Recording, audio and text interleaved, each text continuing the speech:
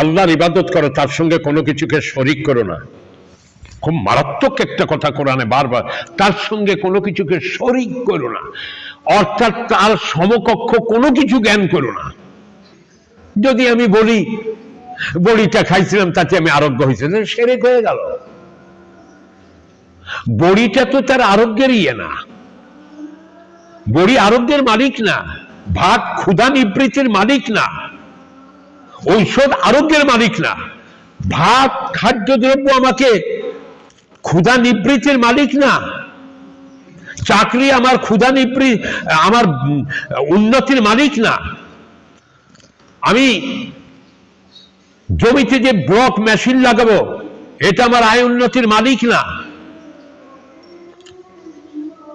নোয়া মিয়া কেমন আছেন? আছি ভালোই। তা আপনি তো এবার তো দেশে খুব বন্যা